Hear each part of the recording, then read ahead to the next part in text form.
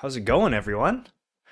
I have been looking forward to this for a while. You'll probably hear in my voice I'm I've been I've been quite sick this week. So I'm gonna be maybe a less coherent than I'd like to be today. But I will do my best. I'm also gonna see if I can move my little monitor this way.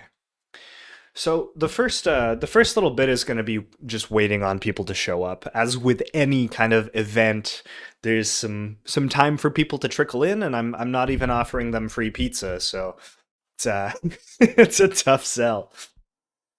All right, let's see who's in chat. Wow, this is a lot of folks. Okay,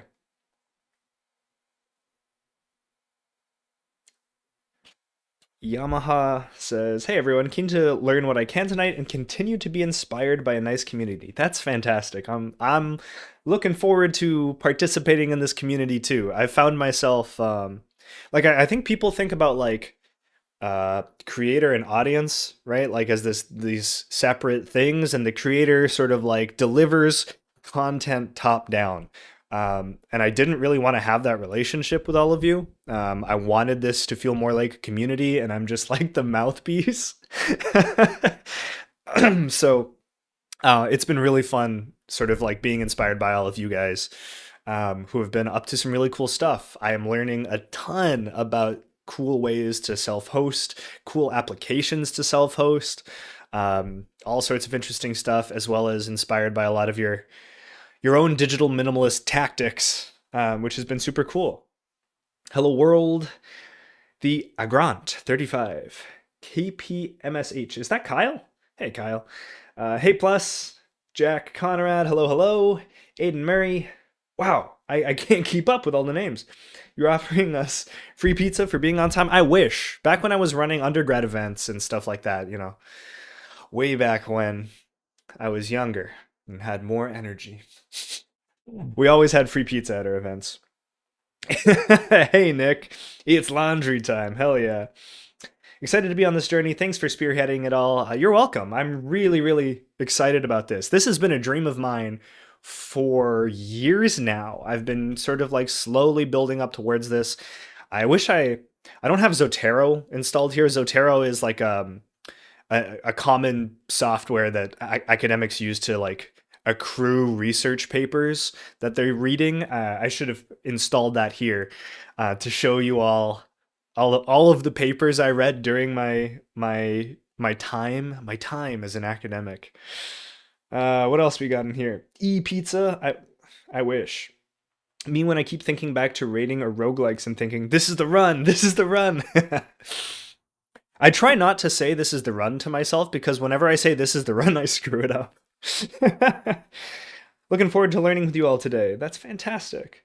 Is it fine if I start tomorrow? I'm not prepared. That is totally fine. So, I mean, so we're sort of gonna start the actual, I don't know, kickoff, and this is not gonna be like a super organized presentation and slides and things like that. We're just gonna chat about some of the things that I have planned for you all that we'll be undertaking together. But this time, from today until Monday, is like our plan and analyze phase. Basically, and we'll talk about this again, and we'll go over it in more detail. But the idea was for you to spend a couple of days this weekend just logging your usage so that you can get a better understanding of where your time goes, and doing some of the like psychological interventions that I've packaged up for you all. That should be fun. Also, I realize sometimes I use some of the like academic terminology. I realize psychological intervention sounds kind of intimidating and shitty. These are just tools. These are just tools that we're going to use to help motivate ourselves, that have been backed by science for, improving the likelihood of behavior change. What else we got? Wow, the chat is moving so fast. Holy. I've never had this many people in my audience before. I would probably be a lot more active when I finally get my own place, but if I had a piece of advice for everyone, here, play Go. Whatever gets you going. See what I did there? If you find a community, especially in person, right? Like there's a community of folks who play chess, like street chess nearby, and that Sounds like a great way to get yourself outside of the house and stop watching YouTube videos, except for mine, of course, uh, and just like participate in a community. So that would be cool. Owax Ender says Zotero for the win. Ah, are you a fellow academic? I still consider myself one, um, even though I'm not anymore. Mc McBree Neelis. Hi Nathan. A friend of mine, Nick. I see that Plan 9 profile picture. That's a deep cut. Nice. Told me about your channel and happy to be here in the community. I really need. Oh, that's fantastic. Any friend of Nick is a friend of mine. Discord invite link. I will pop that in there. Holy. Okay. I will start ranting once we hit sort of a critical mass. Um, we should go to a comedy show and be offline. That sounds awesome. Today I got to kicking off my actual home lab in terms of services and Docker setup. I need to actually get back home to start implementing it all. That's super cool. Tailscale, actually, how I got started home labbing was I set up a little box and just actually this specific mini PC, which is like pre N100. It's like $100 or something. And it was just Debian and Tailscale installed. And I actually started home labbing from my grandparents' place in BC over Tailscale. It was really cool. Daniel Gibson says, Nathan, thank you for being someone who can take the lead to bring us all together with this common goal to improve ourselves. Oh, thank you. I'm happy to help. But I mean, honestly, like I'm just the guy who made the video. Like you've all done the work to be here and sign up and all of that. Like the real work is going to be getting through the 30 days. And so, thank you all for putting in that work. Tiziano says, how long will it be today? It's 10 p.m. for me and I can't stay awake for much longer. I am way too sleepy. No problem. I think we will get through the chunk of like the biggest chunk of information within like half an hour. So we're going to get going in the next like 3 minutes. I'm just going to rant to you all. I don't have a prepared speech or anything like that. I'm just going to talk to you about some of the science and then take some Q&A. So that's pretty much our plan. Tim, hello, and Anthu, hello. What do we got?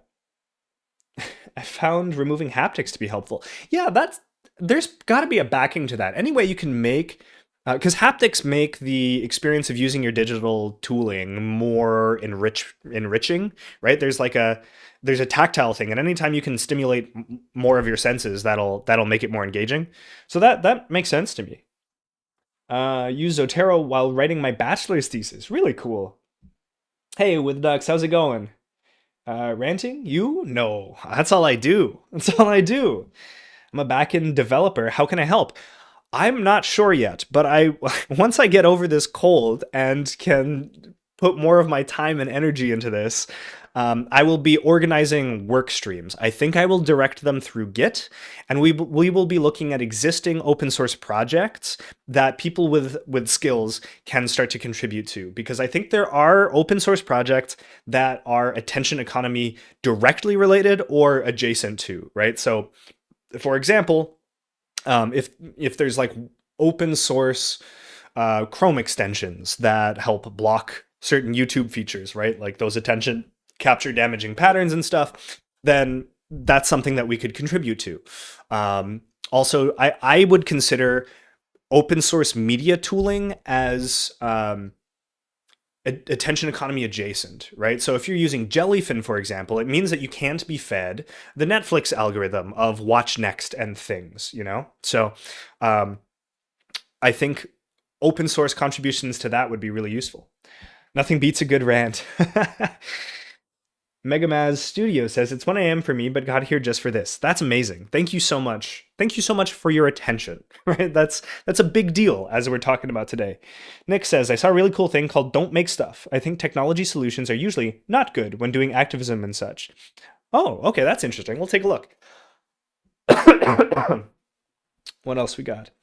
I like technology, but often it is not the solution. Yeah, I mean, I think for the most part, that'll be true here too. I think most of the solution for getting out of the attention economy is like touch grass related solutions, So yeah. Okay. Grayscale was a big one for me too. That is also scientifically validated. A guy I worked with, Jay Olson, was on a study that looked at an ecosystem of interventions, and grayscale was one of the most effective, but also one of the least likely to be stuck to. So if you can keep your phone grayscale, that's going to help. Thanks for putting this on. No problem. You mentioned no longer watching The Office with your girlfriend. I'm currently showing my girlfriend my favorite show, Twin Peaks. How important does not watching too much media weigh? So I mean, I guess I'm trying to go fairly extreme with this. I have found that cutting out TV has been really nice for my time with my girlfriend. However, I am sick right now and I have had little to do, so I will admit to breaking my rule a little bit this week. Um, you don't have to do it, but I would set standard operating procedures. This is a concept comes out of digital minimalism around your passive consumption, right? So if you are engaging with a hobby that is passive and consumptive, then set rules around it. I'll only watch 2 or 3 episodes, with this specific person or in a group per day, per week, whatever it is. If you have reasonable rules around it, it contains it so that you still have time to go do other things. I think that's a good middle ground. Okay. All right, everyone. We're gonna get going. Grayscale ruins taking photos, which is the main reason I turn it off usually. Yeah, this is one of the challenges. Um, if you have money in pockets to carry a little digital camera, I know a lot of people have found that really, really fun. Um, you can get one of these off of like Facebook Marketplace for like $50. Little old digital cameras can be a lot of fun. Everybody loves them at a party, and they can sort of be another way that you can get off your phone. Um, I always recommend something like Facebook Marketplace or wherever else you can buy used stuff, because we don't want our digital minimalism to be an excuse to buy more stuff, right? Okay. Anyways, let's get down to business. Let's talk about our 30-day cohort. Just grayscaled my phone. Awesome. Changed on my desktop browser to grayscale yesterday. Nice. Okay. So let's talk about this. Here's what I'm envisioning. I realize that the 30-day digital declutter is really hard to do and hard to stick to. However, community-based interventions that, and when I say interventions, I mean within the academic sense, any way you're intervening on existing behaviors with the goal of changing them. In our case, it's our digital media consumption, right? Or digital engagement of sorts. So we want to change our relationship with technology. We're intervening on it. We're exploring interventions. Community interventions seem to me to be one of the highest motivating factors. And so I wanted to gather people together. In particular, I wanted to do this because one of the main blockers to this movement, right, is I think the feeling that we're a little bit crazy, right? Like you tell somebody you want to buy a flip phone and they're like, what are you talking about? Like, are you insane? And I think the answer to that is no, I don't think I am. And so I put out this video, and it seems to me that a lot of you also don't feel that that's a crazy thing to do, that our digital consumption is massively impacting the way we live our lives in ways that we don't like. And it doesn't mean that you have to switch to a flip phone or any other particular intervention. What matters is that you understand that you are not alone in this, right? This is a real thing that is impacting a lot of people, right? And so, one, you're not alone. Two, you're also not alone in actually wanting to take steps to make this change. And so I want to highlight some stuff.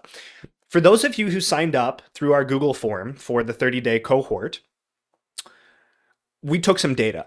All of this is going to be anonymous. I just want to show off a couple of things, okay? A couple of things that reinforce this idea that you are not alone. So, by the way, speak of not alone, 120 concurrent viewers. That's incredible. Thank you all for that.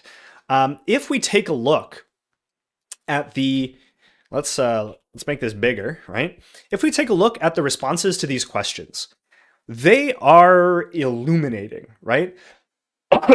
When we look at what is your average daily smartphone usage, the vast majority of responses go from 2 to 10 hours. That's a massive chunk of time. That's a huge chunk of time. So you are not alone. If you feel as if you're overusing your phone, you're not alone in this. And it's not your fault, right? These things are designed to be as engaging as possible, right? To be as addictive as possible. So this is kind of normal, right? We're all in this boat. And if you thought that majority was overwhelming, check out this one. I feel good about my digital usage is 90% of you. 90% of you are in strongly disagree or disagree. That's wild. It says in the book, most people underestimate their usage too. Yes, exactly. Sorry, everyone. I'm going to need to take little voice breaks every now and then. I have had a sore throat all week, and it's it's pretty brutal on a good day to talk this much. But anyways, let's look at this. After a period of smartphone or digital use, I wish I had done something else with my time. Yeah, we're talking about overwhelming majorities. 55.8% of you said I strongly agree, with 39.2% saying I agree. That's another 90%, like a massive majority, right? And the last thing is, I often use my smartphone or consume digital media without realizing it until afterwards or without intending to. And what I wanted to do with this question is get at the addictive nature of this, right? It's one thing to be discontented with your usage, right? Like a lot of us feel like our 9 to 5s, for example, are not particularly meaningful. That doesn't mean we're addicted to our jobs. However, metrics like wishing you had done something else with your time and not realizing you had even started your consumption, those are indicative of addictive behaviors, right? Problematic behaviors, if we don't want to use that terminology. And so, like, again, that's a borderline almost 90% group of people in the we're looking at more like 75% there, with people feeling like they didn't even intend to consume something digitally. That's a massive proportion of people. This is not quite a study, right? I haven't done any statistical analysis here, but we are looking at data from 559 responses. And back when I was in academia, n equals 559 is a lot. That's a big source of data. So we're really happy about this. Okay. People who feel good about their digital usage are unlikely to be filling out the form. That's true. That's true. There is selection bias here. So that's fair. That's a good academic point to be raising. Wow, we really do not feel good. You know that Bo Burnham line? You know that song from Inside? It's like, I do not feel good. Yeah, that's how we're feeling. Digital minimalism is my current addiction. Not too bad. All right. So now you're thinking, great, we're all in the same shithole together. What do we do? Here's the next step. So I've sent out a number of emails recently, right? You'll have seen this resource and the protocol that we're going to be walking through. I'm going to drop this link in the chat. Boom. You can all take a look at this. It's also linked in all of the Substack articles and all of that jazz. Basically, what this is a couple of interventions bundled together to help you improve the likelihood that you will succeed. Now, I want to be clear. One more thing. I want to be clear. You are going to stumble. You're going to slip up. You're going to scroll here and there during your declutter. This happens. Nobody gets through one of these situations perfectly. But if you go from 6 hours to 5, you have succeeded. If you spend one day feeling like you spent your time more intentionally, you have succeeded. Every day is a success, okay? So, like, if you slip up, start again tomorrow. That's okay. Your accountability buddy, if you've got one, check out Discord for that, will also help you. That's okay, right? We're going to be doing these check-ins on Thursdays as well. If you've slipped up, that's a perfect time to start again, right? Okay, so let's take a look at this. So we can actually put in these dates now. What is it? Thursday, October 16th. And I guess we're going to go till November 16th. That's the deal. Trying to make it out the Skinner box together. Ah, somebody took at least Psych 101. That's awesome. Digital maximalism cohort when? So this is what we're doing. This ends November 16th, okay? We're starting today. Like big cut starts Monday. We'll talk about that. This is just some stuff about me. During our time, I highly, highly recommend you read Digital Minimalism by Cal Newport. Now, a smarter man would have gotten an Amazon affiliate link and made some money off of this. I didn't have the stomach to redirect you to Amazon. I hate that company. So get it how, excuse me, get that book however you get that book. Excuse me all. Okay, you also have my video, an article, and 2 articles I've written. We're also going to add this article in here. I recommend you read through these 3 articles and watch the video. You've probably watched the video because that's probably why you're here. Based Amazon hater.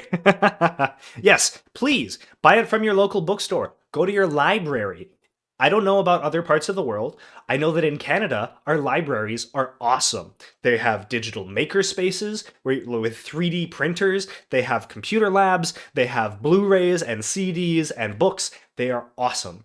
Check out your local library as a way to spend your time, as a way to be outside of your house, which also makes you less likely to consume. Do that. Get yourself a copy of this book. Now, the schedule is we're going to be doing weekly check-ins, okay? So let's pop over to Discord. Over here, I have created weekly cohort check-ins, okay? This is the launch Q&A. You can ask me questions here. I can't make it through all of the chat messages. They are going a million miles a minute. So if you have a question, add it here. And then we'll also use this for weekly check-ins. They will happen Thursdays on this stream, okay? If you can't make it to this time, that's okay. I will, I don't know. I will check this at other times as well and then try to respond to you, okay? Okay. Thank you for not selling us anything. I figured it would be kind of lame to sell you something today. That feels not so good. Don't get me wrong. I am broke and it would be great to make some money, but this is not the moment for that. Okay, cool. November 16th. So we will do these check-ins. I'll report my own progress. I've started, but I will, kind of start again with you all today. And then we will, at the end of this, do a debrief. I'll release another Google form that you can respond to. If you use the same email and consent, there will be a consent box. And if you do not consent, I will not include you in any form of statistical analysis or anything like that. And everything will be excluding personally identifiable information. Okay? But I will look at, did this intervention change some of this data? After 30 days, do we see that the participants in this study are responding with better values here, right? That would be cool. Again, there will be no personally identifiable information publicized ever, okay? Cool. So let's talk about what those check-ins would be like. What do we got? What's going on here? Discord link. Dude, you're actually based as hell for that. Thanks. Where can we chat on the Discord? Organize things as people through technology rather than because of it. Like activity is not bound by technology. I will talk about Discord usage in a little bit. It would be cool to have a way of supporting you though. Okay, thank you. That's really nice of you. I have soft launched a Patreon. I haven't been advertising it because I didn't want to make this moment about me. So I will share that. It's in an announcement in the Discord. I'm going to keep it low key. I want to focus on all of you first, and then we can take care of me after. Okay, so let's keep going. Each Thursday in the Discord, right, during our check-ins, you can answer a couple of questions. How did you feel this week? Particularly about your digital use. What you struggled with. What did you have a moment where you were standing in your grocery store line and you thought to yourself, man, I really wish I could check my texts right now? or something like that. Share that, because the more other people see that you are struggling too, the better. Also, thank you, Ollie. That's really nice of you. Um, if you want to unlock the Discord, I think you click purple. Okay. If you relapsed, again, if there was a moment where you did something that was against your sort of operating procedures, whether that was you cut out Netflix and you watched a show, that's okay. Talk about it. What caused it, right? Were you feeling stressed? Were you bored? Were you anxious? Knowing what your triggers are is super useful for combating them in the future, okay? And then, this is one of my favorite parts. What did you do instead of scrolling? This is important. Let's talk about this. One of the most important things that we can learn during this process is what we're able to reclaim. You can't know what you're losing out on by scrolling constantly until you actually get to engage with it, right? Whether that's taking long walks that clear your mind, or spending time with family, giving your parents a call because usually you were watching Netflix, but you were bored, you didn't have Netflix, so you called up your mom. All of these things are awesome. And sharing those wins motivates not just you, but the entirety of our community. And that's just such a dub. Thank you, Yuki. I really, really appreciate that. Oh, no, no, no. Do not apologize about Amazon commissions. I actively made that choice. I don't want Amazon involved in my money-making endeavors. I will find a way to make money at some point in a way that is community centric, that is driven.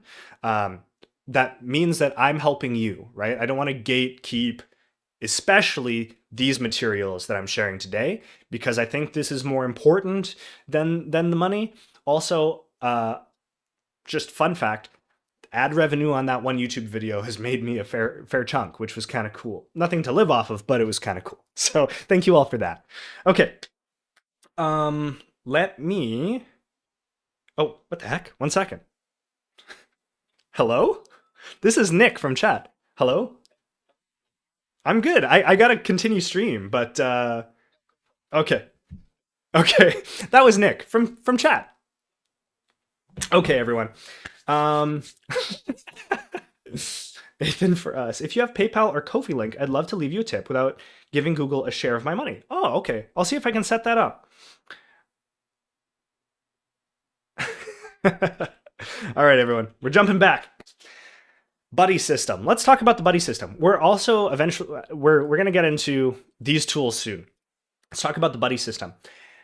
Everything is better with accountability and somebody to share it with, right? All the way from like workout stuff, if you have somebody you're going to the gym with, all the way to things as extreme as substance addiction. Alcoholics Anonymous has a sponsor system. Now, I'm not equating us to them, but what I am saying is all the way from simple little things like going to the gym, all the way up to gambling and alcoholism, buddy systems are valuable.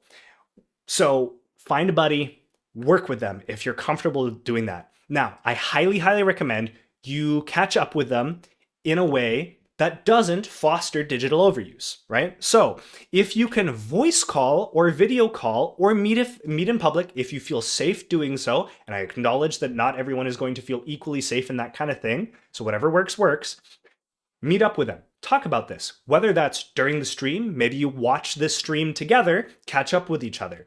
If you like in a moment where you feel like you really need somebody to talk to about this kind of thing, then call them up. If you can build that relationship together, that would be awesome. If you can't, that's okay. So, yeah, exactly. Okay, so let's keep going. Buddy system's awesome. Find a buddy. I know tons of you already have. I've heard some of you have even made little like pods of groups of 8 or so that are in voice calls calling each other. That's amazing too. I think groups of 2 to 8 are likely your sweet spot. If you get into a group bigger than that, like 20 or so, eventually people are going to start falling by the sidelines. You want to make sure everyone is actively engaged and participating. They need to feel heard. Everyone here needs to feel heard and participate. That's how this works. All right. So let's talk about 2 of my favorite things in the intervention space: mental contrasting and implementation intentions. And I want to demonstrate to you all, I'm sorry about using another Google tool, but here we are. Mental contrasting with implementation intentions. This is not a new thing, okay? This is massive. There is study after study after study after study about how mental contrasting paired with implementation intentions is useful and effective. Personality and social psychology is looking at this, okay? An international journal of experimental educational psychology. This is everywhere. This is like I've read a number of Gallwitzer's papers, right? This is key. This is good stuff. So let's talk about how to engage with this. I wrote an article. I think Tuesday this went out. Excuse me. Sorry, this is a lot of energy for me to muster. I've been on the couch all day.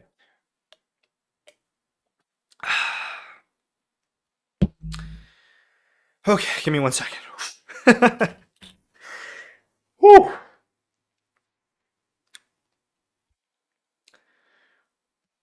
Okay, we got this. We got this, gang. We will keep going. Here's the deal. From Thursday to Monday, this is your planning phase, okay? So what I want you to do is one, log your digital usage. Mental contrasting and implementations is the next step. Log all of your usage, okay? And I want you to be ruthless with your inventory. Get a little notebook. Let's do a little. Get a little notebook. I love these little field notes, guys. If you're a fountain pen person, then you can go on Etsy and support a little shop. Field notes isn't good for fountain pen ink. Get these little notebooks. And when you are using your digital media stuff, note how it happened. This is important for identifying your triggers, okay? So if you wake up, make sure you have your notebook sort of with you. These are I like these field notes because they're small enough to fit in a pocket, right? I also realize that often like women's pants have the smallest, tiniest, annoying pockets. My girlfriend complains about this all the time. Maybe cut the field notes in half. That might help. Keep it by your nightstand, all of that kind of thing. Keep a pen with you. I don't have my pen with me. Anyways, and what you're gonna do is, let's say you wake up and you scroll. This is normal. For the first like Thursday to Monday, you're just gonna be logging. You're not cutting yet, okay? So you wake up, you start scrolling because this is a common behavior for people. You scroll for 30 minutes on Twitter. This is what you're gonna do. You're gonna say, woke up, 9 a.m., scrolled Twitter for 30 minutes. That's it. Maybe add how that made you feel. That's all. And you're gonna do this for the weekend, just to get an understanding of where your time is going, okay? Like term, pocket notebooks are my favorite. Kyle, you've got good taste. Got a small notebook ready. Oh, the team is on the same page. I love this. Okay. So do that. That's what you're going to do. And I want you, again, to be ruthless about this. So don't just focus on the obvious stuff, right? That's Instagram, YouTube, TikTok. If you're on TikTok, just uninstall that right now. TikTok has never brought anyone value ever. Okay? At least YouTube brought you my video and probably some educational stuff. Also, quick plug, John Vervaeke from the University of Toronto writes one of the best lecture series of all time. It's called Awakening from the Meaning Crisis. Changed my life. Fantastic stuff. Okay, anyways, I watched it all on YouTube. That's why it came to mind. I want you to think about every place your brain sneaks off to when it's bored, anxious, tired, whatever. It could be email, it could be podcasts. A lot of people, their relationship with music is not as healthy as we would think, right? A lot of us, and I myself included, because I have loved music all my life. I've played guitar since I was 9. Music is like a constant background hum in their life, and a lot of the time it's to drown out your thoughts. There is a huge difference between listening to an album because you love it, or a playlist or whatever, and listening to music because you just can't stand the idea of going for a walk without something.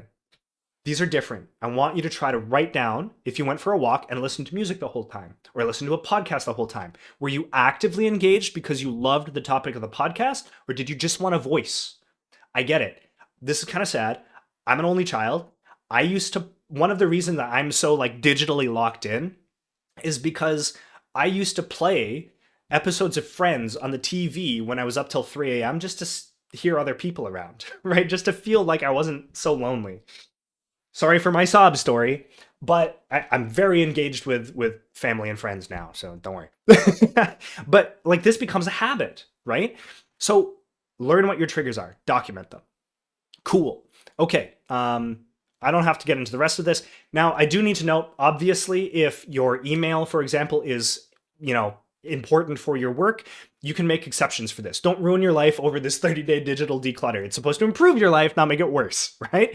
So if you have a work email that you have to keep up with, you know, that is what it is. Maybe you're lucky enough to be able to set standard operating procedures. Like I have a focus mode on my phone that only allows emails from work during work hours. That might be helpful, right?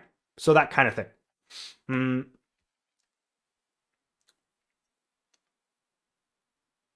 mm. I know this is a bit sensitive, but I think it's also bringing up not safe for work content and how it can be addicting. That's a big one I'll be cutting out. That I really appreciate your honesty with that. Yes, that's true. If not safe for work content is also shows signs of addictive behavior, especially for like young teenage and young adult men. If you if you're doing this, it is likely going to be very beneficial for you to include that as one of your digital vices and to cut back on it. If you don't feel comfortable sharing about that, that's totally understandable. If you do, that's also perfectly fine. Um, so, yes, good thing to bring up. Okay, next up. Now we can talk about mental contrasting with implementation intentions. So here's what you're going to do. I want you. We're just gonna bring it over here. We're gonna do the face-to-face thing. What I want you to do is imagine in vivid detail what your life would be like in two situations. We're contrasting these situations. That's the mental contrasting part. In situation A, world A, you're going to imagine what your life would be like if your doom scrolling and stuff like that got worse, right? If you just didn't do anything about it, and it's likely to get worse if you don't do anything about it. At least that's what I found in my expertise. This I do not have a scientific study to back, right? So that's sort of an unverified claim. I don't know if things get worse for people over time. Okay, but I want you to imagine what life would be like if your doom scrolling stayed the same or got worse. How do you spend your time? How do you feel? Where does your attention go? What opportunities do you feel are passing you by? All of that kind of stuff. How are the things you value and care about? How are they impacted? And then I want you to imagine world B, the ideal scenario where you cut your digital use down to like 10 minutes on your phone and it's just instant messaging or FaceTiming your loved ones and maybe banking, that kind of thing. I want you to imagine what life would be like then. How do you feel, right? What does your morning feel and look like when you don't scroll? How do you spend your reclaimed time? Are you now playing guitar or playing chess in a community or volunteering at your local church if you're religious? That kind of thing, right? I guess religious institution would be a better phrase to be inclusive of any religion you participate in, right? And so, and how does that react with the rest of your values, right? How are you engaging with the things you care about? I need you to spend time writing this out in as much detail as possible. I want you to feel what it's like to live both worlds, right? For me, that helps by journaling. You might want to take a long walk and just imagine those things, whatever it is. And again, picture something that you care about. For me, I realize I get overstimulated from work or whatever, and then I scroll, and then I get snippy with my girlfriend, and I hate that. It just makes me feel awful. I feel awful immediately. I apologize immediately, but it doesn't matter because I've already been a jerk, right?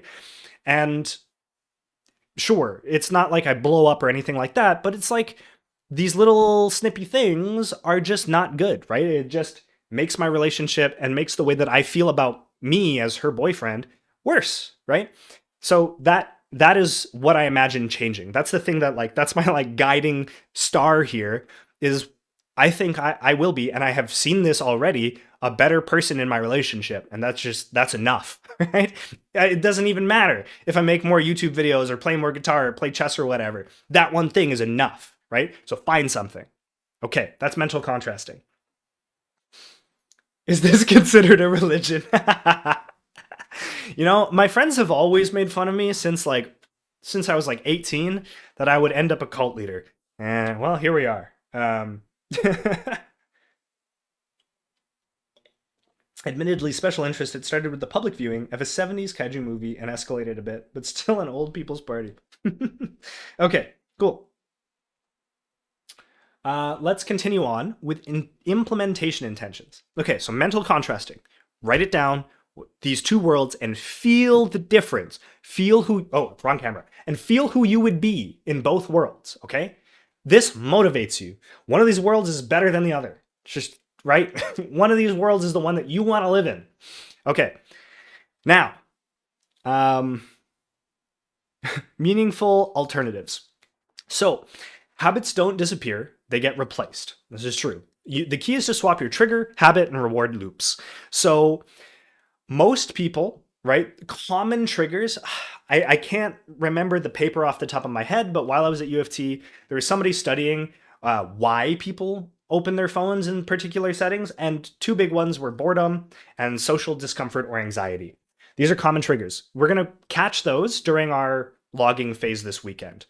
Now, I want you to write down detailed stories of trigger moments, right? So for example, I've got this one here. It's 10:45, I've brushed my teeth, I'm crawling into bed, the room is dim and quiet. My brain feels restless, too wired to sleep, too tired to read.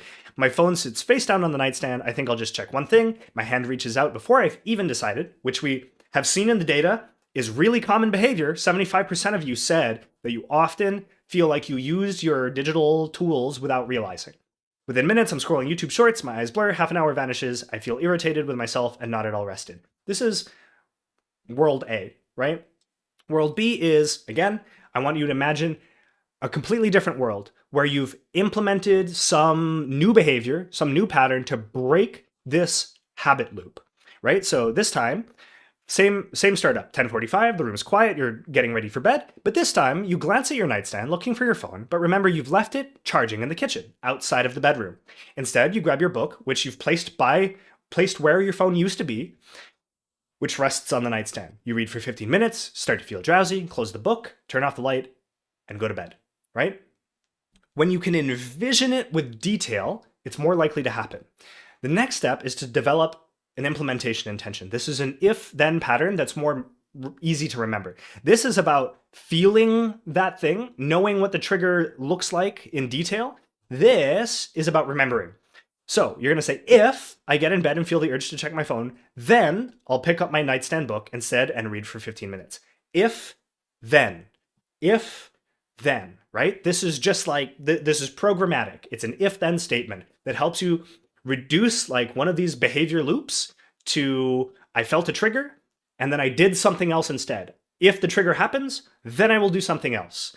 If I finish a work session and want to open YouTube, then I'll step outside for a breath of fresh air or a quick walk. If I feel awkward in a group, then I'll introduce myself to someone friendly and ask them what they do for fun instead of checking my messages. Write these down. Keep them on a sticky note. Remember them, practice them. You will slip up, you will not do them, that's okay. But if you write them down, you're more likely to follow through. Okay. You and my therapist are friends because we do this exact exercise all the time. Yeah, exactly. This is what I'm saying, man. Like I'm pulling all the things I've learned from the psychology people I've had the pleasure and privilege of working with, and I'm putting them in here. I'm putting them in this doc. So yeah, this is really common behavioral stuff. It's like, this is really common in cognitive behavioral therapy stuff, right? Which I have done a fair share of myself, not leading as a client. Yeah. Okay, nothing new under the sun, exactly. But it works. It works really, really well. Okay. And that's basically the plan. That's the plan. That's what you're all going to be up to from Thursday to Monday. Then Monday, that's your moment. That's the time. This starts. You're cutting back. That means not Netflix. That means probably, like, I recommend cutting down your podcasts and music to really intentional use cases. My use cases are this. I listen to podcasts exclusively at the TV with my girlfriend to spark discussion. We listen to Very Bad Wizards, which is a podcast with a philosopher and a psychologist. And then It sparks discussion. She disagrees with something, and I'm like, but why? They talk shit about fMRI studies, and I'm like, but why? It's mostly me going, but why? Because that's her area of expertise. But we have a really good time talking about it, and then I'm not using it to drown out thoughts. I'm using it to have a really good time with my girlfriend, right? Good stuff. Same thing with music. Maybe you want to listen to the Rolling Stones top 500 albums of all time. Rolling Stone, the magazine, not the band, right? Maybe you want to listen to, yeah, their top 500 albums of all time to gain a better appreciation for music. That's awesome. That's an active engagement, right? But maybe you want, instead of listening to music on the bus just for the sake of not hearing things, right? Cut out your YouTube, uninstall the apps, grayscale your phone, all of that jazz. That's where we're going. Okay, so that's the idea. Thanks, Tim. You know, I haven't gotten to a lot of Jungian stuff yet. I would like to, but I just haven't gotten around to it other than the basics of like, integrating the shadow and some of that, all through secondhand stuff. Not reading, I haven't read the first-hand stuff. Okay. What do we got? Pixon asks a really good question. How would you handle instant messaging? I often check my phone for messages whenever I get bored. This is one of my biggest problems, actually. This is what I'm struggling with, right? So,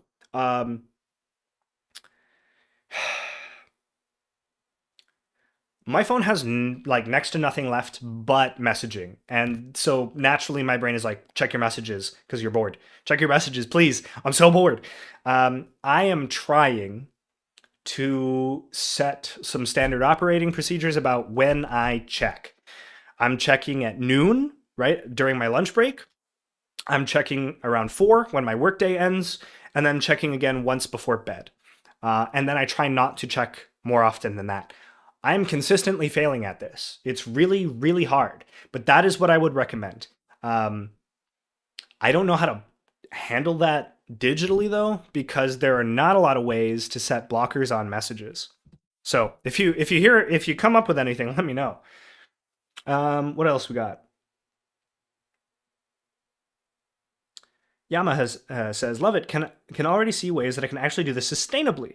Beyond going beyond the initial excitement of trying a new thing. Yeah, that's one of the hardest parts, right? That's why I've crafted so many of these things, is because this is really fun for like 4 days when you're thinking about it, and then you start doing it and you're so bored, right? So you really need to figure out what you're going to do to fill that time. Okay, what else we got?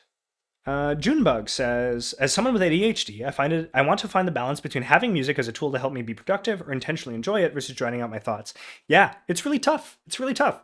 I mean, if you can set some no lyrics music to sit in the background while you work, I think that's perfectly reasonable. There's nothing wrong with that. And then setting specific time to listen to an album front to back helps a lot. Yeah. Alexander says, Nathan, I'd really love to have you speak and engage in the discussion of screen time on the computer, as it's something that's often left out of the discussion, but is important for us knowledge workers. That's a really good point. Okay. Yeah, so that's one of my big things, actually. I cut back my phone, but I never watched YouTube videos on my phone. I was always like a laptop guy for that. If you watch my attention economy video, like the first one, I list a couple of Chrome extensions. I think these are immensely helpful for cutting back on the desktop. That would be my step 1. Install Chrome extensions, be ruthless about it too, because you will install Chrome extensions and then you will open up Firefox, and then you will open up Safari, and then you will activate incognito mode where the browser extensions aren't activated. You need to be very thorough. And if you identify a little spot where you're like, you do this. Let's say you install the Chrome extensions and then you go to Firefox because and you're just like, just the one YouTube video. Then you got to install the extensions on Firefox. And then when you try private mode and you see that, set the extensions to work on private mode. Delete your other browsers, whatever you need to do. I've just gone through this recently and I'm like finally really cut down on my YouTube time and it's been awesome. Yeah. Okay. Really good question. Megamaz Studio says, are you saying that screen time overall is bad? Because I would have said that unintentional screen time is bad. So no, screen time overall. I don't mean to say that screen time overall is bad. What I mean to say is a much larger proportion of our screen time is unintentional than we think.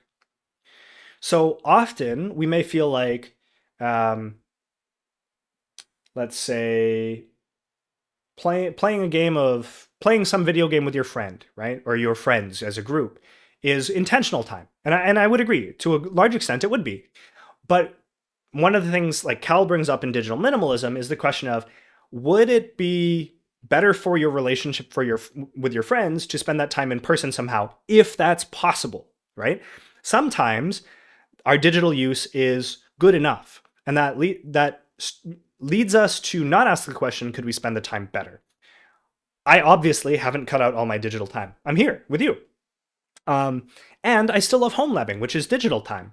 I've just cut out a lot. A lot of this 30-day experiment, a lot of this 30-day project is to experiment with not using your screen. And by doing so, you find out what's necessary and you will bring that back into your life, right? So let's say you have an hour and a half commute and you listen to podcasts during that commute and you really value that, right? Like it's helpful to you. If you cut that out during 30 days, you'll know for sure, like, oh yeah, this was important. But you'll never, without the experiment, you'll never have learned, for example, as somebody in the book mentioned, they now use their home commute time as a time to call loved ones. And they really value that. And they wouldn't have learned that had they had the podcast to fill that time up. So think of it as an experiment, right? Not just as I'm going to cut things out. No, you're experimenting. And the only way to find out what works and what doesn't is to try. Okay. Jomo, the joy of missing out. So no browsers on the phone at all to finally block YouTube. Yes, I have blocked Safari on my phone. I have no browser. I have no browser. Means I can't. People keep asking me, it's like, what if you want to find something out? I'll find out later. I write it down in my notebook if it's really important. I keep a pocket notebook, and we'll go search it up later. It's not a big deal, you know? Yes, yes, okay. So just as a heads up, we're about done the core process here. This is all the information I had for you. Go get started. Be free. Have fun. We're gonna do like Q&A here at this point. I'm just gonna hang out. I will probably be signing off sooner than my usual. I usually do these for 2 hours. I build something in the home lab. I am starving and tired and my throat hurts. So I will probably cut this off in another half hour or so. Um, but yeah, let's take some questions. Let's take some questions because I've done a lot of ranting. I'm gonna get some more water for me. I've been drinking some coffee and some water, and I'll come right back. All right. What was our peak here? Let's check our. Wow, 148 concurrent viewers. That's incredible. All right, gang. I'll be right back. What? If you've never seen, if you're new here, I also have one more question for all of you. We're gonna start a poll. Um, I Are you interested in home labbing?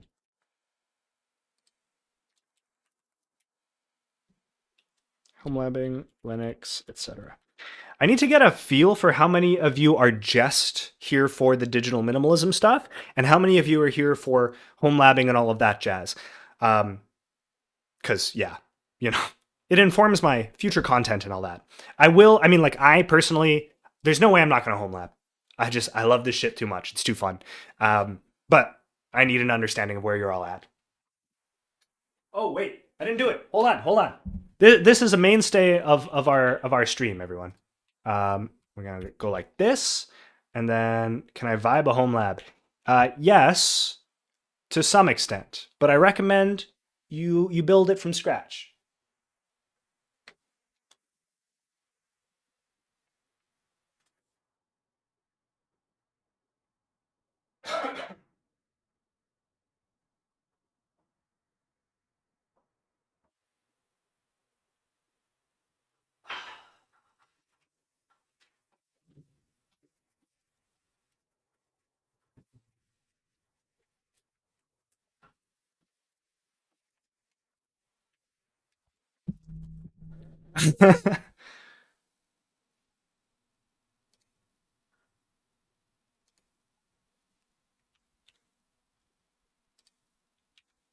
Okay, there we are.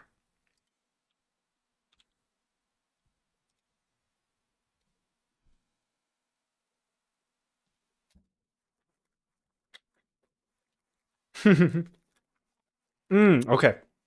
Sorry. So I'm just gonna chew on this protein bar a little bit because I'm feeling kind of weak. Mm, that is ASCII Aquarium. Okay. So, a couple of interesting questions. So, video games. Um, Video games are an interesting thing. I have played video games pretty much my whole life, and I think they can be they can be problematic. So I have some new standard operating procedures around them. Basically, I've cut out playing video games on my own entirely, and my friend group is touching grass. I'm very lucky. Some of my friends are interested in this too. And so we've made the commitment to hang out in person more often. And that has been phenomenal. That has been super fun. I would recommend this. Try for your 30-day challenge or project or whatever you want to call it, cutting out video games on your own. And if you have a friend group that can meet in person, try to convince them to set up like a weekly thing. My favorite thing is movie nights. We do a movie night at my place every Friday, and it's been like one of my favorite things ever. It's super fun. I love seeing my friends in person. It's a great time. If that's not possible, I would say limit yourself to only playing games together, right? That would be my big thing. So my rule is at this point basically only playing things like Mario Kart in a group setting. I will be reintroducing like playing single player games that my girlfriend likes sort of like watching and engaging with me while I play. So for example, she enjoys doing a little bit of work beside me while I play Elden Ring. She finds it exciting to watch me kill bosses or rather get beat by bosses over and over again. And I really like Elden Ring. I don't feel like that's like a bad thing, you know? But I did really hate playing League of Legends, but I felt like it was the only way to hang out with my friends. I found out I was wrong when we cut it out, and that's great. I also used Teamfight Tactics, which is a auto battler kind of game that is in the same client as League of Legends, as a way to kill an hour pretty often. By cutting that out, I've spent significantly more time reading, and that's great because reading calms me down, it teaches me things. I mean, we know the benefits of reading. TFT just pissed me off because I would just like roll down and not hit, and then I'd be angry. I'm putting my phone in another room. Uh, hey, Edward, how's it going? I'm putting my phone in another room. What if I get emergency or time sensitive messages? This is a really common concern. I don't know your particular life, right? Um, I think we have a lot more concern that messages and calls will be time sensitive than we imagine, or than is real. Like haven't gotten an emergency call in a long time. Now, granted, I'm not a parent. I cannot speak to the experience of being a parent, right? Um, that probably completely transforms the landscape of your concerns. There are a couple of things you can do though. Set your phone on do not disturb except for specific contacts, and you can do this. So you can say like do not disturb, but always let through calls from my partner, from my children, and something like that. Then put your phone on really loud just for those kinds of calls. That can be really useful. I think that assuages the anxiety, and also make sure that if something does come up, you're good.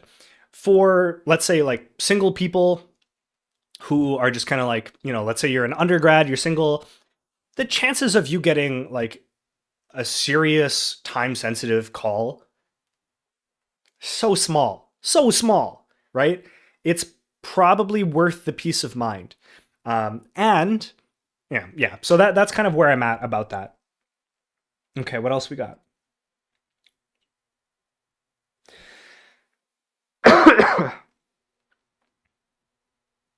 I feel addicted to Twitter because it is my main source of news and things of interest in real time. With what can I replace it? Yeah, really good question. I think sources like slower sources of media are the best thing to do. Um, this is amazing because like even as far like centuries ago, people were complaining about rapid sources of news breaking up our ability to think clearly. Like Simone Weil talked about this in like I think it when would have that been? The Spanish Revolution, I think.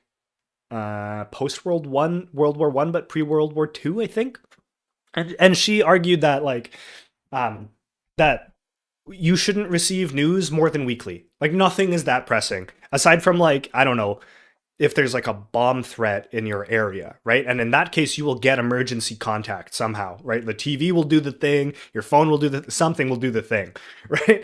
Um, as for news, I would recommend subscribing to a handful of slower news sources. By RSS feed, for example, would be really good.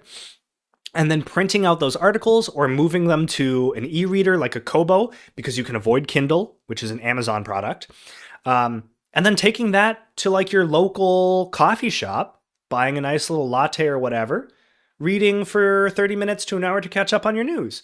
This is less frantic. Like, do you need to know that Apple's releasing a new phone the second it happens and like all of the leaks? Probably not. And I don't say this to shame you. Like I feel that. Like I get where you're coming from. I have been that guy, right?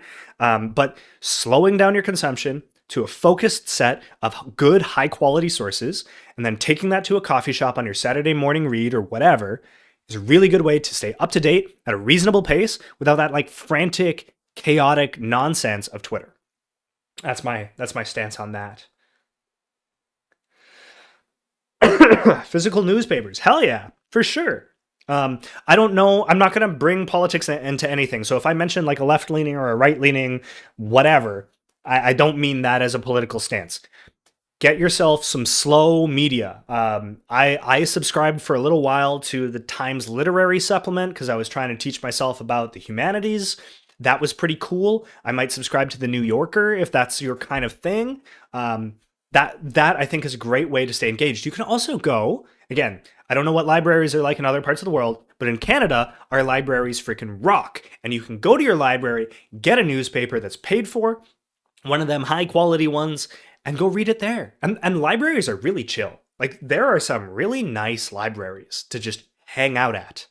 So highly recommend that.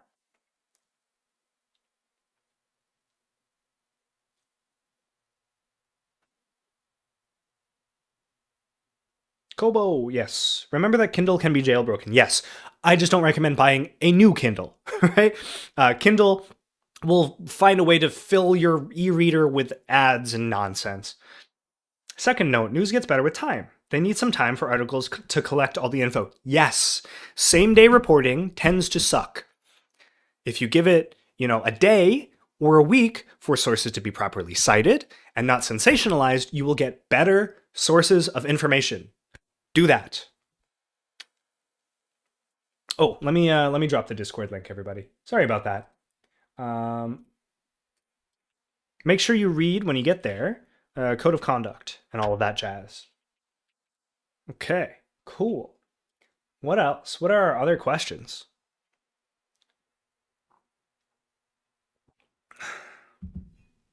What are our questions? There we go. I found a way to use my words. I used ground news for a bit. Wasn't as groundbreaking to me as I thought it would be. Yeah, okay. So this is actually really interesting. I'll tell a little story because we're hanging out. I I was working with a political psychologist at U of T. Really cool dude. Does great research specifically on political depolarization. Um, which was hilarious because like and not to bring politics into this, I tend to lean a little bit more left. He tends to lean right, which made for our discussions to be really interesting, but we had really cool discussions that way. I've always been fortunate to have people who in my life who differ in their political opinions from mine, And but we share them in really interesting ways, which leads to a lot of like depolarization, right? That's really cool. Ground news is really interesting in that regard. We were looking at it as a potential source of study, but we didn't go that way. Megamaz Studios, gonna go now. Looking forward to coming back. Thank you so much for coming. I'm really glad you've all been here. I hope this weekend goes well. I really look forward to seeing how your first week goes. Alex says, literally just watched one of your videos for the first time, just downloaded on internet, and it's already amazing. That's fantastic. Thank you so much for being here. Food delivery apps are also concerning. Yes. You're gonna have more time if you're not scrolling. Great time to learn how to cook. Cooking, I've always hated cooking because it took time away from playing video games. I had a stint last year where I started to learn how to cook. And it for the first time in my entire life, cooking became kind of fun. It was like an experiment in the kitchen. And when I started learning about how flavors go together, I was like, oh, wait, I'm like a little artist happening over here. And I think if you have a partner or some friends you want to spend the evening with, bring them over, cook dinner. They can gather round, play some music in the background. It can be a thing. You can cook for them or just enjoy cooking for yourself and learning about cooking. There's some great YouTube channels. I know, YouTube. But bookmark 1 or 2 videos, watch them, learn how to cook something. Try it out. Great way to spend an evening. I'm currently working from home, but I get really easily distracted, and I'm thinking of buying a MacBook and just go to the library every day. Yes, yeah, getting out of your house is great. I would recommend. I have to recommend because it's my area. You go in Linux. However, I do have a MacBook. It's pretty great. So whatever gets you out of the house, away from your distractions is good.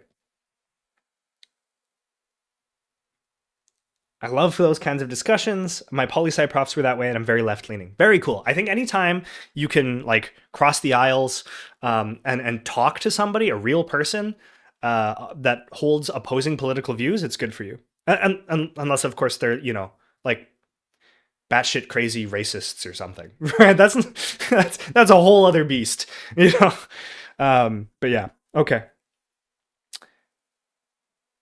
Cooking is great, but you have to get proper equipment first or it will be miserable. Fair enough. What else we got?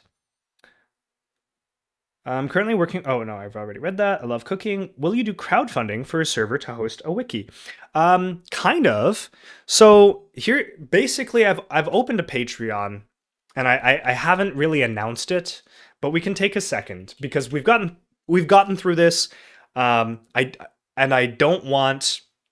didn't want the launch to be about me and my money and stuff like that. However, if you're here at this point, I feel comfortable sharing a little bit.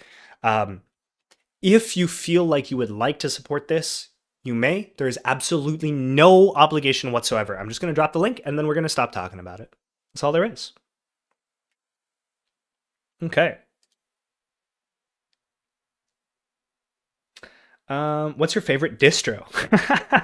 Debian, definitely Debian. I use Arch on my workstation, mostly because Omarchy. I like using Omarchy a lot. I just love Debian. It's a thing. You're like digital Marie Kondo, if you know who that is. Yeah, I know what you're talking about. I mean, the credit can't go to me, right? It's all Cal Newport, right? I'm just trying to gather some folks around it because it helped me. It's important to learn how to improvise while cooking. What would you recommend if the closest thing you have to a computer is an iPad? A lot of your recommendations don't have Safari versions. I do, because I used a MacBook almost exclusively for at least a year. There are a surprising number of Safari extensions. So what I'll do once I'm starting to feel better, is add to our Digital Minimalist Lab resources a Safari and iOS section. But you can go looking for some iOS extensions. Some of them are pay for, but they're like $2.99 USD. I recognize that due to currency conversions and things like that, that might be a prohibitive amount, despite it being fairly reasonable here in North America. Let me know. I will do my best to list out specifically free ones and pay for ones.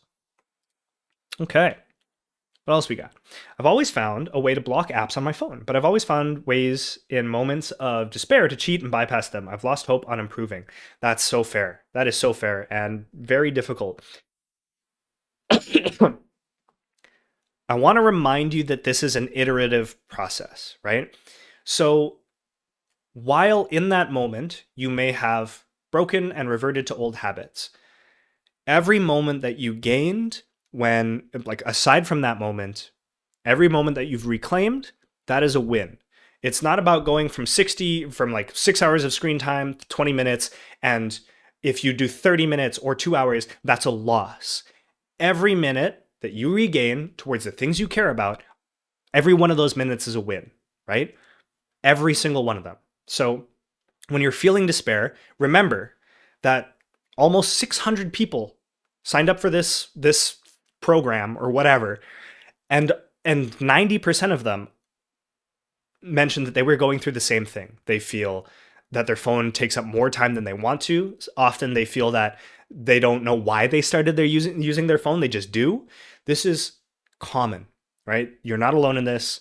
Every single minute is a win. So when you're feeling that despair, remember two things. You're not alone. Two, you can make improvements. They do happen. I slip up all the time, but I've regained a lot of my time, and that's a huge win. All right, what else we got? Zan says, I would like to admin and contribute to a wiki. Yes, I know you would, and I will make sure that that gets organized soon. This week I've been like basically bedridden. The fact that I've managed to keep up this face of energy throughout the stream is a miracle.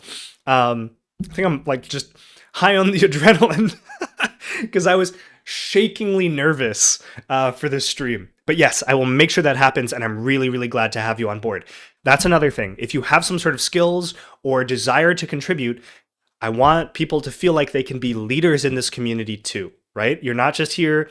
You can be if you'd like to just be here for the cohort, no worries. That's awesome in and of itself. But if you would like to contribute, if we would like to be an organizer or a leader of something or a contributor, we will create avenues for that to happen. All right? And so Zan, I've got my eye on you. What do we got?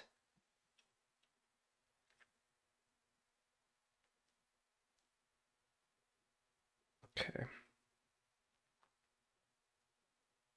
Is there anything we should try and remind each other of? Anything that would have encouraged you to keep on going? Yeah, that mental contrasting thing that I was talking about in the beginning, right? When you write that down, right, that should be this grounding thing for you, right? It should be this thing that you value and care about, and knowing that your every ounce of effort you put into your digital use reduction is effort and time that goes back to the things you care about, right? I envision myself being calm and like kind and patient with my loved ones, right? And I envision myself, that's the world where I reduce my digital use, and then the world where I'm snippy and kind of a jerk and overwhelmed and stressed. I envision that world, and that's where I'm still scrolling and not finding time to take care of myself. I envision those two worlds, and I know which one I want to live in, right? And so when I slip up, right, I come back to that. What is this about? It's not about productivity. It's not about you. It's about, right, like the people you love and the things you love. Kyle says, I've got skills. Hell yeah. The intersection of digital detoxing and avoiding the surveillance state is real. Yes, that is one of the things I've been realizing. I always viewed them as separate things, right? I was interested in the attention economy because it made like an obvious measurable impact in the quality of my time and life. Whereas the surveillance economy kind of sits in the background, right? It's just this thing that's like slowly whittling away at your rights, right? And as much as that's terrible, you don't think about it because it doesn't impact your day to day until it does, right? Until you're one of those people in the US who has your insurance claim denied because Fitbit sold your data and they were able to claim that you have a pre-existing condition, right? Some bullshit like that. And I'm like, oh yeah. And then I saw Discord's forced arbitration policy, and I was like, man, Discord was supposed to be cool. Like, I remember when Discord got big and it was, and all of a sudden it was cool. And I'm like, to see a company that was putting out something awesome and shitify it makes me angry. Okay, I'm on break at work doing the very ill-advised phone break. Work on that. However, welcome to the stream. Tim says, true, they came with a problem, then fixes it, and then our rights are gone. Yep. Hero says, I should get my e-reader ready, fully set up so I can sync between the tablet at home and my phone. Then at work, I can open the app and read instead. That's awesome. That is a fantastic... Okay, this is a demonstration of a trigger, a new behavior, and that reward loop. So now you're on break at work. That's a trigger because you might get bored or you might be overstimulated from work. That triggers you to open your phone. If you replace that habit, that behavior, with an e-reader, reading something you care about, that's great. Huge improvement. Yeah, unfortunately, recent events changed Discord. Yeah. I try not to keep up too much with US politics. I have no idea what's happened. I'm guessing it's like LLM stuff and they want to train LLMs on our conversations. That would be my guess. But that's my tinfoil hat moment. Ghost Sun Acid. Good work, man. Thank you. All right. So, that's pretty much that's what's up. That's where we're at. What else we got? Is there anything else? I think. I mean, I'll stick around and answer questions for a while, but I think we're good. A bit more polarizing event, but not the place. Yes. I know. This is something I want to talk about in our community. I don't mean for this community to be some sort of like political bystander. What I do mean is for this to be some kind of haven. There are a myriad of places to make those political discussions, to have them. I want this place to be free of that not because those discussions aren't important, but because people need a place where they're not constantly frustrated and enraged by inflaming discussions. That's my stance. Okay. I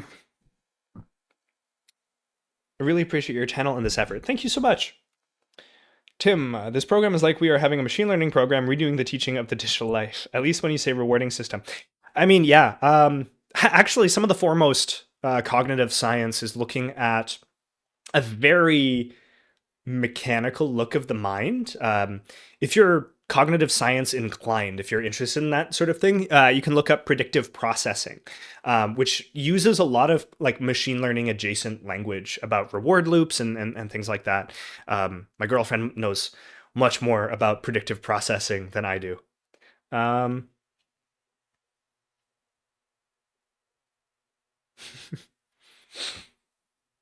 Yes, Merc M says, mass surveillance is also the thing that drives the targeted ads, which influence the algorithm, which influences companies to keep you on an app. Exactly. Yes, they are so deeply intertwined, and that was like one of the big realizations for me. What else we got?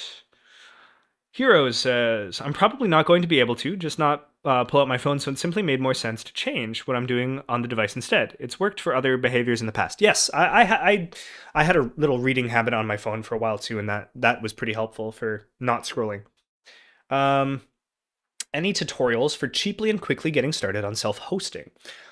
I don't have one yet, but I will. In the meantime, I highly recommend one of the best channels on YouTube is Jim's Garage. Jim makes some of the best self-hosting tutorial content in the world. I have used many of his tutorials. He starts with a Docker approach. He starts from zero. He can teach you Kubernetes. He can teach you Docker. He can teach you VMs, whatever you want. Jim is awesome. I hope one day I get to have a chat with him. Now that this YouTube thing is like, I've got a channel with a number of subscribers, it'd be really cool to start meeting some of the people whose videos I've been watching. Evans Gnarly says, "Yo, sorry, I didn't know when the stream was going to be." Yeah, exactly. You, as Logan says, there's the VOD, so you can watch over. You'll be fine. Hero says, politics affects a lot of people, and it's important to consider that some of the content you create may overlap in nature, like hiding from the surveillance state. Yeah, that's fair. I won't be having those discussions here. That's all. I think people need a break from that. You know. How did you delete the App Store, like you mentioned? Okay. So on iOS, if you go to settings, it's hard to show. I don't have a way to zoom in very well. Settings, and then you search for screen time,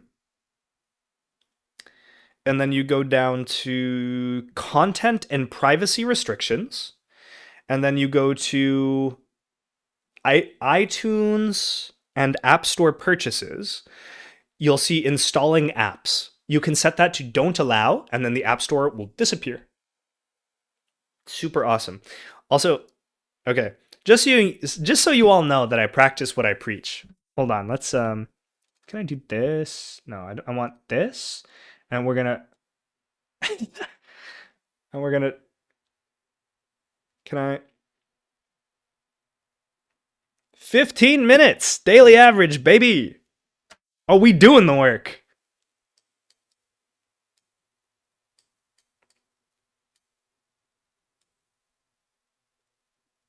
There we go. So, there you go. Techno Tim, yeah, Techno Tim is a great resource as well. I'll be building out some of that stuff as well. I probably won't be doing like line by line tutorial content very often. I think Jim is better at it than I would be. I think I'm probably better at talking about some of the philosophy behind why I think self-hosting options are helpful for attention economy things, and then pointing to existing resources. Recreating it is, I don't know, it doesn't seem very valuable. If there's a specific software or service that he hasn't explored, or other members like Jeff Geerling and co, then I'll create the resource. Yeah. 15 minutes. Yeah, I did it. Honestly, get an old laptop and install Proxmox on it. You can get started playing around with VMs. Yes, I love Proxmox. I was not a VM guy for a long time. I was just like Docker on Debian, we'll call it a day. I didn't really understand the appeal of virtual machines, to be honest. I had this very naive understanding. I was like, but haven't we replaced virtual machines with containers? Like, why do we still need virtual machines? And then I installed Proxmox on stream, and I was like, oh, virtual machines rock. You're going to want both. So yeah. Time to get an iPhone with USB-C, or don't get one at all. Oh, God, I hate the freaking lightning port, man. Yeah. The issue intersects through all the worldviews. It literally kills a part of what defines being human in us. It concerns everyone, regardless of their beliefs, values, or goals in life. That's my stance as well. The way I think about it is this: whatever you care about, whatever it is you want to achieve or participate in, or whatever, it takes time and attention. Right? That's how we care for things. I wrote an article a long time ago called "Care is not an act," or "Care is not a desire." Care is an act, not a desire, right? It doesn't matter how much you want to do something or care for something. Unless you're actually paying it attention and giving it time, then you don't truly care for it.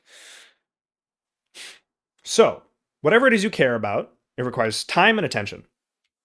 So, if you are being robbed of your attention, it doesn't matter what you care about.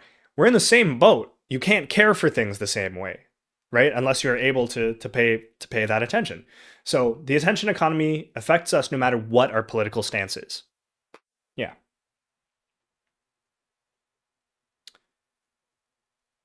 Kyle says, didn't know you could hide Safari with screen time setting. That's great.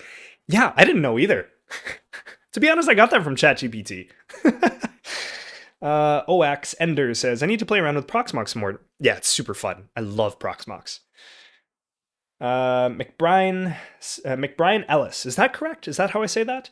I love LXC, to which is like a container which behaves like an OS. Yes, LXC, I use LXC for Jellyfin now. Because it was easier to pass through the integrated GPU that way than like running a VM. So that was cool. What would you recommend for someone who's buying their first Linux machine? Depends on what for. Are you planning on running your home lab on it, or are you planning on running like your workstation or developer machine or something like that? For sounds good. Okay. For your first Linux machine, if you're self-hosting, I'm gonna scroll through Amazon. If you can buy one of these at like I'm Canadian, so Best Buy or I don't know anything other than Amazon, but Amazon Works is a good product search engine. Yeah, you'd have to assign exclusively to a VM, and then it's unavailable for your other services. Yeah, that's basically what we were going through. Um, for a home lab, these like Intel Nook or Ryzen mini PCs are awesome. Like you can get a surprising number of cores and RAM and stuff like that for not a boatload of money. Like, look at this. Okay. This one's got 8 gigs of RAM, which is not enough RAM. But if we bump it up for like less than 400 Canadian dollars, so if you're American, you can get this even cheaper. You're getting 16 threads with 16 gigabytes of RAM. You can run a number of VMs on that. Oh, what? Did I get doxxed? Did it show my address? Oh boy. Ah, well. I'll edit this later. I guess in the future, I'll do it this way. Let's do that. There we go. Now it's... Oh, yep. No, it still shows my address. That's so unfortunate. Either way, Ryzen... I guess I already have a video up with this. Well, now you know a little bit more about me, I suppose. Those are pretty good specs, right? Right. So let's look at Ryzen mini PCs. I guess in the future I will not show off Amazon. Is there anything that won't show off my location? Canada Computers is awesome. I love Canada Computers. Yeah, look at these prices, right? Like you can get a great little PC to run a bunch of stuff for really cheap. If you want to go super cheap, get one of those N100s. 400 Canadian is just under 300 US dollars. You gotta be kidding me, man. Use a separate browser for stream usage. I think I will in the future. Promise to only send nice things. Thanks. All right. See you later. Thank you for dropping by. Is 8 gigabytes of RAM not enough today? What changed? I would argue 8 gigs is not quite enough. I would start at 16. Especially if you want to run VMs, you're just going to need more RAM for each one of those VMs. And then for your workstation, 16 is kind of a baseline these days, I'd say. Yes, look at the used stuff on eBay and things like that. Oh, okay. That's not too bad. I mean, people know I'm in Toronto. As long as you don't know my home address, we're chilling. Thanks, Pixon. Really appreciate that. Might go for one of those N100s. Yeah, they're like 100 USD. They're super affordable. I realize again, affordable is a range, and that completely different for different people. But yeah, I started out. One of my favorite things is this Chewy N100 mini PC. A lot of them also come with dual 2.5 gigabit Ethernet network cards. So you can run this as a router, which is cool too. Okay. It showed Toronto. You guys know I'm in Toronto. It is what it is. Like I've frequently spoken about being like a former University of Toronto student. We'll be fine. What are you gonna do? Hunt me down all the way through Toronto? Come on. My main concern for self-hosting is noise and power consumption. Secondarily, I'd also want protection against power outages. Great. So these N100 mini PCs are really quiet. They sip power. It's like 6 watts idle. They don't spin up very loud. You can run a surprising number of services on these. You're not going to run local LLMs on them. But I was even able to, in one of my previous videos, run like Hollow Knight Silksong at 60 frames per second on this. They're surprisingly powerful. Very quiet, low power consumption. As for power outages, highly recommend a UPS. I also made a video about how I didn't protect against power outages. And then I bought a UPS.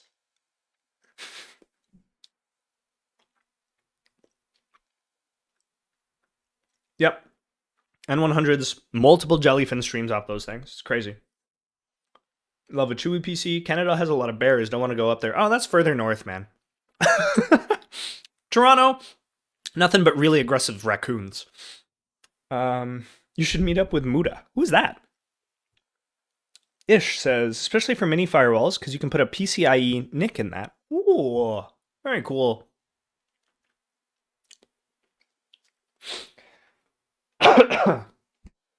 So to run a bunch of game servers, can you use N100s? Like maybe a Minecraft server for like up to 8 people? But I don't know about a bunch of game servers. Sure, that's what someone who likes bears would say. Yeah, it's true. Actually, here in Canada, I've got my favorite polar bear, right? And we built an igloo together, and we like to hang out in the igloo. It's I don't even feel cold anymore, really. I have a UPS, but it's so noisy to me. High pitched whines. Ah, that sucks. Yeah, I feel that. I hate noise. It just grates on my brain. Saw a bear at Young Station the other day.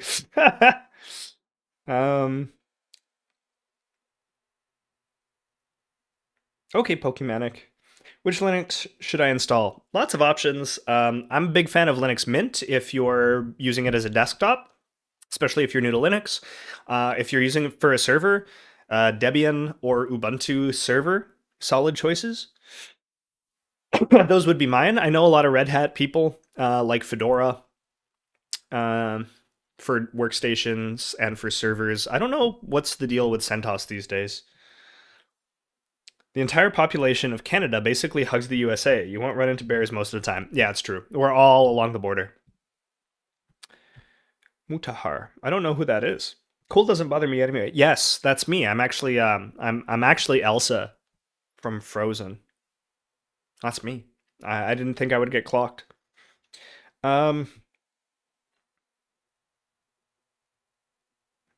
Okay, actually using Linux to host a Minecraft server sounds fire. It's super fun. Yeah, it's one of the things that I'll do at some point.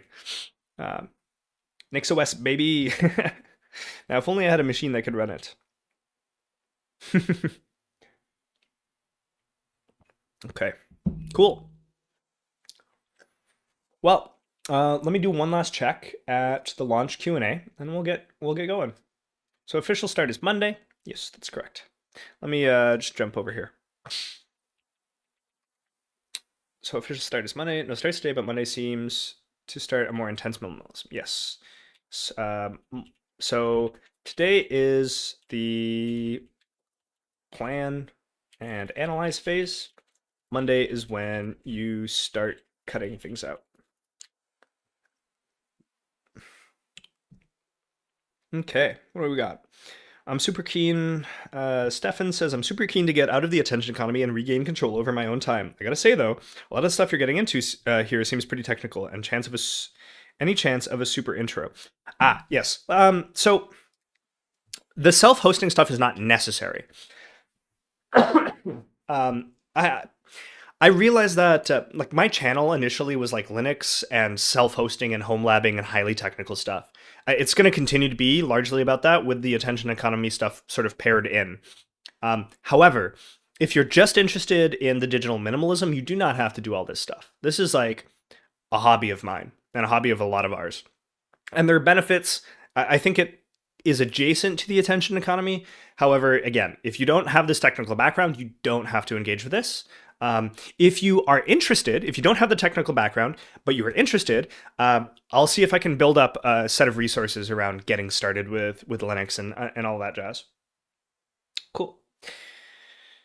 What about Ubuntu? Ubuntu is not a bad start. I wouldn't use Ubuntu as a desktop because Linux Mint exists, and I would prefer that. And me personally, I would run Debian as my server, but Ubuntu server is a fine choice as well. There are some things that Ubuntu server kind of gives you by default that Debian doesn't, because it assumes you kind of know how to administrate a server. So it might be easier. All my browser YouTube timers are screaming at me, and YouTube stopping because of timers, set timers. Nathan, you became the villain you swore to destroy. I'm running Cashew OS on my laptop with Limine, and it's lovely. Ah, also, Cashew OS is a great choice. Okay. All right, gang. I think that's all. I think that's the stream today. Thank you all again so much for participating in this. I'm really, really looking forward to seeing how this goes, how you all do. I will be trying to put out a video tomorrow and or Saturday. However, given my state, that's going to be a little tricky because I feel kind of awful. I feel kind of terrible, to be honest. But I will do my best because I haven't missed a week making videos in like 2.5 months or something. So I would love to keep that streak. Okay. All right, gang. I'd definitely be interested in learning about it. That's awesome. All right, then I will start working on some maybe like intro slash beginner content. Thank you all so much. I'll catch you all next week. Good luck, everyone. Oh, hold on. I will drop the Discord real quick. Ah, there we go. There we go. There's the Discord.